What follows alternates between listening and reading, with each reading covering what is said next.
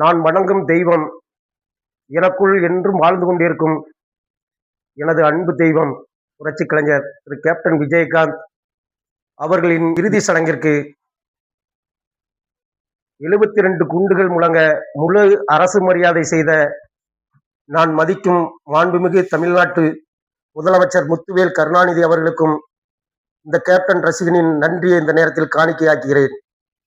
என்று என்னுடைய தலைவருக்கு நீங்கள் முழு அரசு மரியாதை செஞ்சீர்களோ அன்றையிலிருந்து என் உடல் பொருள் அனைத்திலும் என் விஜயகாந்த் என்ன ஓட்டத்தில் நான் வாழ்ந்து கொண்டிருந்தாலும் என்னை மரணம் வெல்லும் வரை எனது வாக்குரிமையை திராவிடம் முன்னேற்ற கழகத்திற்கு மட்டுமே செலுத்த வேண்டும் என்று கோட்பாட்டின் கீழ் வாழ்ந்து கொண்டிருக்கும் அந்தோணி சேராட்சியாக நான் என்னுடைய விஜயகாந்த் ரசிகர்கள் மத்தியில் நான் ஒன்றை பேச விரும்புகிறேன். நம்ம அனைவரையும் அரவணைப்போடு வளர்த்தவர் நமது திரு கேப்டன் விஜயகாந்த் அவர்கள். நம் அனைவரையும் உண்மையுடன் இருக்க சொன்னவர் நம்மளுடைய கேப்டன் விஜயகாந்த் அவர்கள். தான் உருவாக்கி தான் நேசித்த ரசிகர்களுக்கும் கடைசி வரைக்கும் உண்மையாக வாழ்ந்தவர். இந்த மண்ணுலகில் உண்மைக்கு மட்டுமே வாழ்ந்தவர் திரு கேப்டன் விஜயகாந்த் அவர்கள். திரு கேப்டன் விஜயகாந்த் அவர்கள் தன்னுடைய சுய லாபத்துக்காக ஒரு நாளும் கட்சிகள் ஆரம்பிக்கப்படவில்லை. கட்சிகள் ஆரம்பிக்கிற எண்ணத்தில் ஒரு நாளும் கேப்டன் வாழ்ந்ததில்லை.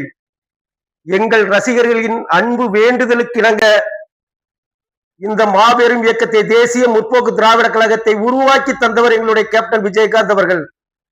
ஆகவே எங்களுடைய கேப்டன் விஜயகாந்தோட எண்ணங்களும் செயல்களும் என்னுடைய எண்ண ஓட்டத்தில் எப்பொழுதும் ஓடிக்கொண்டுதான் இருக்கும்.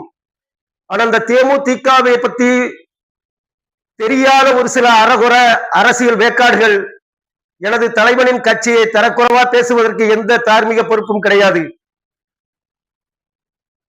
கல்லாப்பட்டி பழனிசாமி அவர்களே, நீங்கள் உண்மையான ஒரு கட்சி தலைவனாக இருந்தால் உங்களால் தனிப்பட்ட முறையில் ஒரே ஒரு கட்சியை உருவாக்கி அதில் உங்களுக்கு உண்மையான ஒரு தொண்டனை உங்களால் உருவாக்கிவிட முடியுமா என்று எண்ணி பாருங்கள்.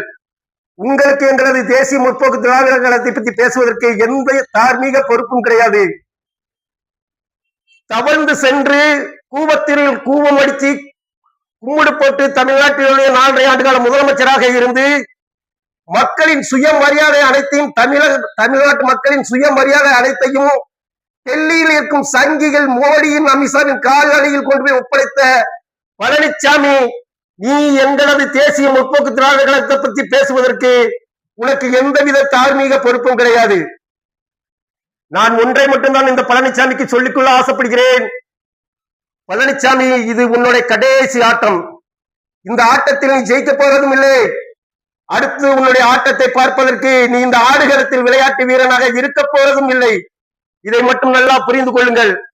அன்புள்ள தமிழ்நாட்டு முதலமைச்சர் முத்துவேல் ஸ்டாலின் கருணாநிதி அவர்களுக்கு நான் இந்த இடத்தில் வைக்கும் ஒரே ஒரு சின்ன வேண்டுதல், எண்ணிலடங்காத திட்டங்கள் மூலம் மக்களின் மனங்களை வென்று அனைத்து தரப்பு மக்களையும் 5 ஆண்டுகள் மனம் குளிர செய்த நீங்கள் இந்த மக்களுக்கு செய்ய வேண்டிய மிகப்பெரிய பாக்கியம், இந்த அடிமை கூட்டங்கள் அனைத்தையும் அடித்து ஒழித்து 234 மதச்சார்பற்ற திராவிட முன்னேற்ற கழகம் வெற்றி பெற செய்ய வைக்க வேண்டும்.